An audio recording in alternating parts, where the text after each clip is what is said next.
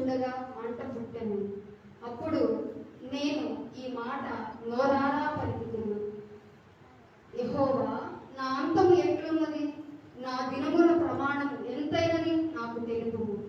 నా ఆయువు ఎంత అల్పమైనదో నేను తెలుసుకొనగోరుచున్నాను. నా దినముల పరిమాణము నీవు బెత్తెడతగా చేసి ఉన్నావు. నీ సన్నిధిని నా ఆయుష్కాలము లేనట్టే ఉన్నది. ఎంత స్థిరుడైనను ప్రతి వాడును కేవలము ఒట్టి ఊపిరి వలె ఉన్నాడు. మనుష్యులు ఒట్టి నీడ వంటి వారే తిరుగులాడును. వారు తొందరపడుట గాలికే కదా. వారి ధనము కూర్చుకుందరు కానీ అది ఎవరికి చేజిక్కునో వారికి తెలియదు. ప్రభువా, నేను దేని కొరకు కనిపెట్టుకొందును? నిన్నే నేను నమ్ముకొని ఉన్నాను. నా అతిక్రమములన్నిటి నుండి నన్ను విడిపింపుము. నీచులకు నన్ను నిందాస్పదముగా చేయకుము. దాని చేసినది నీవే కనుక నోరు తిరువక నేను మౌనినైతిని. నీవు పంపిన తెగులు నా మీద నుండి తొలగింపుము. నీ చేతి దెబ్బ వలన నేను క్షీణించుచున్నాను. దోషములను బట్టి నీవు మనుష్యులను గద్దింపులతో శిక్షించినప్పుడు చిమ్మట కొట్టిన వస్త్రము వలె నీవు వారి అందము చెడగొట్టెదవు. నరులందరూ గొట్టి ఊపిరి పట్టివాడు. యెహోవా, నా ప్రార్థన ఆలకింపుము, నా మొరకు చెయ్యకుము. నా కన్నీళ్లు చూచి మౌనముగా ఉండకుము. నీ దృష్టికి నేను అతిథి వంటి వాడును. నా పితరులందరి వలె నేను పరవాసినై ఉన్నాను. నేను వెళ్ళిపోయి లేక మునుపు నేను తెప్పరిల్లునట్లు నన్ను కోపముతో చూడకు. మనం చదువుకున్నటువంటి 39వ కీర్తన దావీదు జీవితంలో ఒక ప్రత్యేకమైన అనుభవంలో రచించినటువంటి కీర్తన. దావీదు తన జీవితంలో చాలా కీర్తనలు రచించాడు. తన యొక్క జీవిత అనుభవంలో ప్రతి పరిస్థితి ఎదురైనప్పుడు, కష్టంలో, శ్రమలలో ఒక్కొక్కసారి ఒక్కొక్క కీర్తన రచించాడు. అలాగే ఈ 39వ కీర్తన ఒక ప్రత్యేకమైనటువంటి అనుభవంలో రచించాడు. ఏ సందర్భంలో రచించాడు అంటే, ఆయన రాజుగా స్థిరపడిన తర్వాత ఆయన యొక్క హృదయం తప్పిపోయింది, ఆలోచనలో తప్పిపోయింది. ఎలాగో తప్పిపోయింది అంటే, దేవుడిచ్చినటువంటి స్థానాన్ని, దేవుడిచ్చినటువంటి హోదాని, దేవుడిచ్చినటువంటి రాజ్యాన్ని, దేవుడిచ్చినటువంటి ప్రజలని ఆయన మంచిగానే పరిపాలన చేశాడు. కానీ దేవునికి విరోధమైన కార్యాన్ని తలపెట్టాడు. ఏ కార్యాన్ని తలపెట్టాడు అంటే 2వ సమూయేలు గ్రంథంలో చివరి అధ్యాయంలో రాయబడి ఉంటుంది అన్నమాట. ఏ సందర్భంలో అంటే, దావీదు రాజ్య పరిపాలన చేస్తూ ఉన్నప్పుడు సడన్ గా అపవాది ప్రేరేపించిన ఆలోచన బట్టి జనములను లెక్కించమని చెప్పేసి దావీదు చెప్తాడు. అది దేవునికి విరుద్ధమైన ఆలోచన. జనములు ఎవరు? రాజ్యం ఎవరిది? దేవుడిది. కానీ దావీదు ఏమంటున్నాడు? ఇదంతా కూడా ఇన్ని సంవత్సరాలు పరిపాలన చేశాను, మరి ప్రజలందరినీ కూడా నేను సమకూర్చాను, మరి అంతకు ముందు వరకు కూడా యూదుల్ని పరిపాలన చేశాను, తర్వాత సౌలు మరణించిన తర్వాత యూదావారిని ఇశ్రాయేలుని కలిపి పరిపాలన చేశాను, ఇంతగా జనము వృద్ధి నొందారు, దేవుడి యొక్క ప్రజలు ఎక్కువగా ప్రబలారు.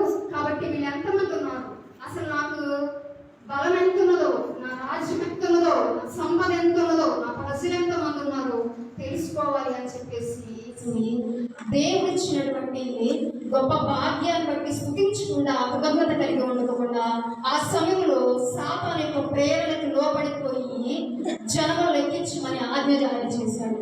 ఆజ్ఞ జారీ చేయడం వల్ల ప్రజలను లెక్కించడం మంచిది కాదు అని చెప్పేసి ఆలోచన చెప్పినప్పటికీ, సలహా ఇచ్చినప్పటికీ కూడా దావీదు ఏమాత్రం కూడా వెనుకోకుండా ఏం చేస్తాడు అంటే, ప్రజలను లెక్కించమని చెప్పేసి కరాఖండిగా ఆజ్ఞ జారీ చేసేస్తాడు. ఆ సమయంలో మరి అలా ఆజ్ఞ జారీ చేసిన తర్వాత దేవుని యొక్క ప్రజలను లెక్కించడం ద్వారా దావీదు జీవితంలో భయంకరమైనటువంటి దేవుడు వచ్చింది. దేవుని యొక్క నుండి భయంకరమైనటువంటి శిక్ష వచ్చింది. ఎలాంటి శిక్ష అంటే, దేవుడే చాయిస్ చేస్తాడనమాట. 3 రకాల ఆప్షన్స్ దావీదు ముందు పెట్టేస్తాడు. నీవు చేసిన పనికి, నీవు చేసినటువంటి దుర్మార్గమైన కార్యానికి, నా ప్రజలను నువ్వు లెక్కించమని చెప్పినటువంటి ఈ ద్రోహ కార్యానికి నేను నీ ముందు 3 ఆప్షన్స్ పెడుతున్నాను, నీవు ఏదైనా ఒకటి సెలెక్ట్ చేసుకోమని దేవుడు ఆ సమయంలో దావీదు అనమాట. దీని అంతటి కారణం ఏంటి?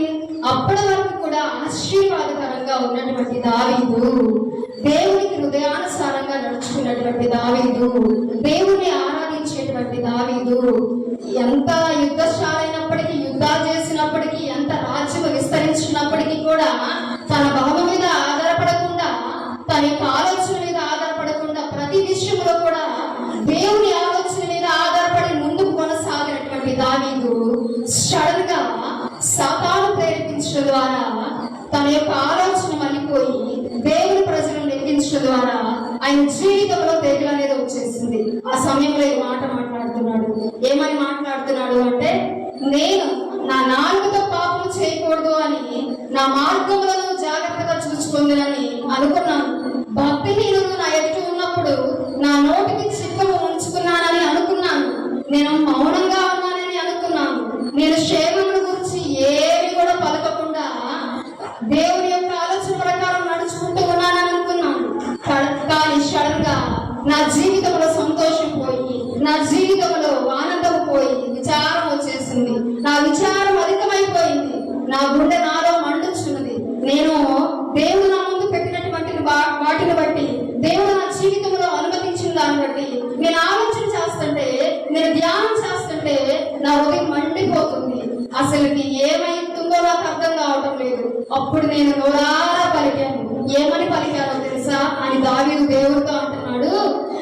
అప్పుడు యెహోవా, నా అంతం ఎట్లున్నది, నా దినముల ప్రమాణము ఎంతైనది నాకు తెలుపమని దేవుడిని అడిగాడంట. ఎప్పుడు? ఆయన జీవితంలో తెగులు వచ్చినప్పుడు, ఆయన జీవితంలో దేవునికి చిత్తానికి వ్యతిరేకంగా చేసినప్పుడు, ఆయన జీవితంలో దేవుని యొక్క ఆజ్ఞను అతిక్రమించినప్పుడు, ఆయన జీవితంలో దేవుని మీద దృష్టి నిలపకుండా దేవుడిచ్చిన వాటి మీద దృష్టి నిలిపినప్పుడు ఆయన యొక్క జీవితంలో ఏమైపోయింది? విచారం వచ్చేసింది.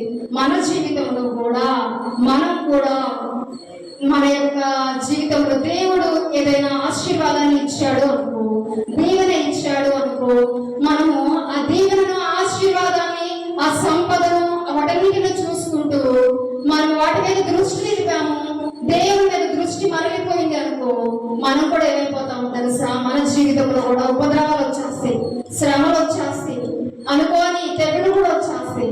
అటువంటి పరిస్థితులు రాకూడదు అంటే దావీదు జీవితాన్ని దేవుడు మన ముందు పెట్టి మాట్లాడుతున్నాడు. దావీదు చేసినట్లుగా చేయకూడదు. దేవుని యొక్క పిల్లలుగా చేయబడిన తర్వాత దేవుడు ఇచ్చిన వాటి మీద దృష్టి పెట్టకూడదు. దేవుని మీద అంతము వరకు మన దృష్టి నిలిపి ఉంచే వారిగా ఉండాలి అని చెప్పేసి దేవుడి రోజు మాట్లాడుతున్నాడు. ఆయన జీవితంలో అలా చేయటం వల్ల ఆయనకి విచారం ఎక్కువైపోయింది. ఆ దేవుడు పెట్టినటువంటి 3 ఆప్షన్స్ ఏంటంటే, 2 సమూయేలు గ్రంథంలో 24వ అధ్యాయంలో 12వ వచనాన్ని చూద్దాము. నీవు పోయి దావీదుతో ఇట్లనము, యెహోవా సెలవిచ్చినది ఏమనగా, 3 విషయములు నీ ఎదుట పెట్టుచున్నాను. వాటిలో ఒక దానిని నీవు కోరుకుని ఎడలా నేను నీ మీదకి రప్పించను. కావున గాదు దావీదు వద్దకు వచ్చి ఇట్లాంటి సంగతి తెలియజెప్పాను.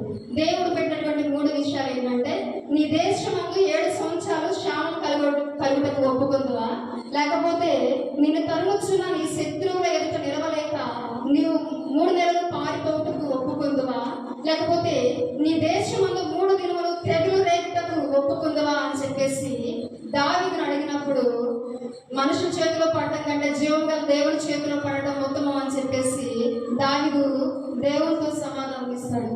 దేవుడు ఏం చేస్తాడు?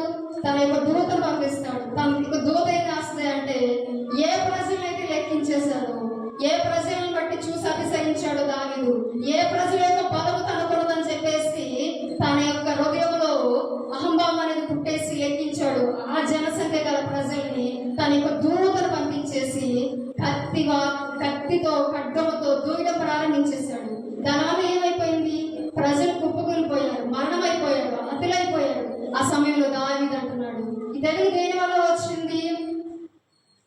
నా వల్లే కదా వచ్చింది. నేను చేయకూడని పని చేయటం వల్లే కదా వచ్చింది. దేవుడు నా ఆజ్ఞను అతిక్రమించడం వల్లే కదా వచ్చింది.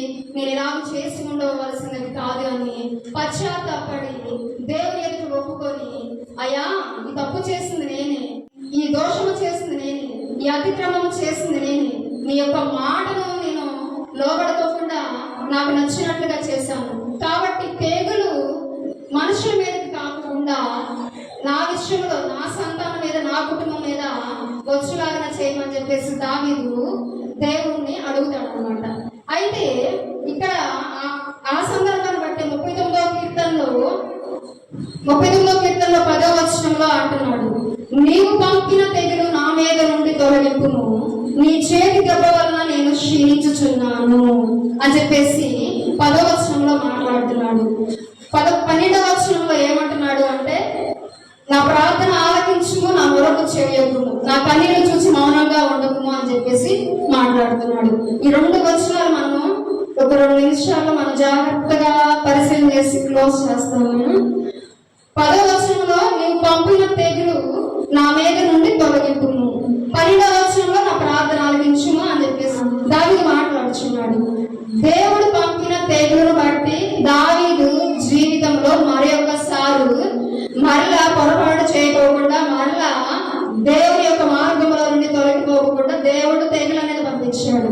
మన జీవితంలో కూడా మనం కూడా ఏదైనా తప్పు చేసినప్పుడు, ఏదైనా పొరపాటు చేసినప్పుడు, ఏదైనా అవినీత దేవుడికి కనబరిచినప్పుడు, దేవుడు మన జీవితంలో ఏదైనా సరే శిక్షను పంపినా, తెగులను పంపినా మనం అనుకుంటాము ఇదేంటి బాధ అని చెప్పేసి అనుకోకూడదు. ఎందుకంటే దేవుడు మన జీవితంలో మనల్ని సరి చేయడానికి, మనల్ని దిద్దుబాటు చేయడానికి, మళ్ళీ ఆ తప్పు చేయకోకుండా దేవుడు తెగులను అనుమతిస్తాడు, శిక్షలను అనుమతిస్తాడు, శ్రమలను అనుమతిస్తాడు, శోధనలను అనుమతిస్తాడు, ఇంకా అనేకమైన వాటిని మన జీవితంలో ఉపద్రవాన్ని అనుమతిస్తూ ఉంటాడు. దేవుడు అనుమతించేవి వేరుగా ఉంటాయి, సాతాను అనుమతించేవి వేరుగా ఉంటాయి. వాటిని మనం పరిశీలన చేసుకొని మనం మెలకు కలిగి, గ్రహించే హృదయం కలిగి ముందుకు నడవాలన్నమాట. ప్రతిదీ కూడా దేవుడే ఇచ్చాడు అనుకోకూడదు, ప్రతిదీ కూడా సాతానే ఇచ్చింది అనుకోకూడదు. సాతాను ఇచ్చింది ఏదో, దేవుడు ఇచ్చింది ఏదో గ్రహించుకొని మనలో ఏమైనా అవిధేయత ఉంటే సరి చేసుకొని దేవుడికి ప్రార్థన చేసి మనం సరి చేసుకొని విడిచిపెట్టినట్లయితే దేవుని యొక్క కార్యక్రమం మన జీవితంలోకి వచ్చి ఆ తెగుల నుండి, ఆ ఉపద్రవాల నుండి, ఆ శ్రమల నుండి, ఆ సమస్యల నుండి దేవుడు విడిపించి మళ్ళా పూర్వస్థితులను తీసుకొస్తాడు, క్షేమాన్ని ఇస్తాడు. ఇక్కడ దావీదు జీవితంలో దావీదు చేసిన పనిని బట్టి తన రాజ్యం మీదకి తెగులు వచ్చినప్పుడు దావీదు ప్రార్థన చేశాడు కదా, నా ప్రార్థన ఆలకించుము అని చెప్పేసి దేవుడు ఆ సమయంలో ప్రార్థన ఆలకించాడు. మన జీవితంలో కూడా మనం కూడా ప్రార్థన చేసేటప్పుడు దేవుణ్ణి ఈ రీతిగా అడగాలన్నమాట. దేవా నా ప్రార్థన ఆలకించుము అని చెప్పేసి దేవుని ఎదుట మనం హృదయాన్ని కుమ్మరించినట్లయితే దేవుడు మన ప్రార్థన తప్పకుండా అంగీకరిస్తాడు. మన కన్నీళ్లు చూసి ఏ మాత్రం కూడా మౌనంగా ఉండడు. మనల్ని ఆయన దాటిపోయే దేవుడు కాదు, మనల్ని ఆయన విడిచిపెట్టే దేవుడు కాదు. మనల్ని శిక్షిస్తున్నప్పుడు కూడా శిక్ష మనకు లాభమే కానీ మేలే కానీ కీడు ఏ మాత్రము కూడా కాదు. దావీదు జీవితంలో పంపినటువంటి తెగులు, దావీదు రాజ్యంలోని పంపినటువంటి తెగులు దావీదుకు క్షేమమే అయింది. ఆయన యొక్క జీవితంలో మరలా పొరపాటు చేయకోకుండా, మరలా దేవుని బాధను అతిక్రమించకుండా ఉండడానికి మేలే అయింది. మన జీవితంలో కూడా దేవుడు మనకు అనుమతించిన వాటికి మనం లోబడి ఉన్నట్లయితే వాటి ద్వారా మనము పాఠాన్ని నేర్చుకుంటాము. ఈ రోజు 39వ కీర్తన ద్వారా దేవుడు మనతో స్పష్టంగా మాట్లాడింది ఏంటంటే, మన జీవితంలో మనం ఎన్నో అనుకుంటాము. మనము స్టాండర్డ్ అనుకుంటాము, లేకపోతే పర్ఫెక్ట్ అనుకుంటాము, లేకపోతే అలా అనుకుంటాం, ఇలా అనుకుంటాం, ఎవరి గురించి వాళ్ళే అనుకుంటాం. కానీ మనలో ఎవ్వరు కూడా పర్ఫెక్ట్ కాదు. దేవుని ఎదుట నిలబడినప్పుడు మనలో చాలా లోపాలు ఉంటాయి. కాకపోతే మనకు తెలియకుండా మనం ఒక్కొక్కసారి ఐఎమ్ పర్ఫెక్ట్, నేను బాగా పర్ఫెక్ట్, నాకు బాగా భక్తి వచ్చు అని అనుకున్నామంటే మనం కంపల్సరీ 0 పొజిషన్లో వెళ్ళిపోయినట్టే. అలాగ అనుకోకూడదు. అలాగ అనుకున్నామనుకో, అలాగ మనం దేవుడి ప్రవర్తించాము అనుకో, దేవుడు ఎక్కడ తీసుకెళ్తాడు అంటే మనల్ని అట్టడుగు స్థాయిలో తీసుకెళ్ళిపోతాడు. మనల్ని కంపల్సరీ సాగానికి అప్పగించిన మనం ఆశ్చర్యపోవాల్సిన అవసరం లేదు. దేవుడు నేను అంత పర్ఫెక్ట్ గా ఉన్నాను, నాకు రాజ్యం బాగా పరిపాలన చేయడం వచ్చు, నా జనాలు విస్తరించాలి అనుకున్న సందర్భంలో దావీదు జీవితంలో దావీదు సొంత ఇష్టాన్ని, సొంత ఆలోచన చేయబట్టి తెగులు పంపించాడు, బుద్ధి చెప్పాడు. తర్వాత పశ్చాత్తాపడినప్పుడు ప్రార్థన అంగీకరించాడు, తెగులు ఆపివేశాడు, క్షేమాన్నిచ్చాడు. మనం కూడా అలాగూ దేవుని ఎదుట ప్రవర్తించే వారిగా ఉండకూడదని మన జీవితంలో మనం ఎన్నో అనుకుంటాం, కానీ అవన్నీ కరెక్ట్ కాదు. దేవుని ఆలోచనలే కరెక్ట్, దేవుని ఉద్దేశాలే కరెక్ట్, దేవుడు మన జీవితంలో చేసేవి కరెక్ట్. మన భక్తి మార్గంలో కొనసాగుతూ ఉన్నప్పుడు మన మార్గం ఎలా ఉన్నదని మనం చూసుకోవాలి. వాక్యానుసారంగా ఉందా, లేకపోతే నేను దేవుడు దాటిపోతున్నానా, లేకపోతే దేవుణ్ణి దాటిపోకుండా ఉంటున్నానా అనేది కూడా మనం ఆలోచన చేసుకోవాలి. అలాగా ఆలోచన చేసినట్లయితే మన జీవితంలోనికి తెగులు రావు, ఉపద్రవాలు రావు. దేవుని యొక్క మార్గంలో వర్ధిల్లుతూ ఉంటాము, క్షేమంగా ఉంటాము. ఎందుకంటే దేవుడు మనం దాటిపోయే దేవుడు కాదు, మన కన్నీళ్లను చూచే దేవుడు, మన పరిస్థితులను చూచే దేవుడు, మన యొక్క జీవితంలో సమస్తమైన వాటిని చూసే దేవుడు. తల్లి గర్భంలో మనల్ని పెరిగిన వాడు కాబట్టి మనల్ని ఏ మార్గాల్లో నడిపించాలో, ఏ స్థితిలో నడిపించాలో, ఎక్కడ ఏ రీతిగా ఆయన మనల్ని నడిపించాలో సమస్తం ఎరిగిన వాడు కాబట్టి మన జీవితంలో సొంత ఇష్టాలు ఏది కూడా చేయకుండా దేవుని ఇష్టాన్ని చేసేవారిగా ఉంటూ ఉంటారు.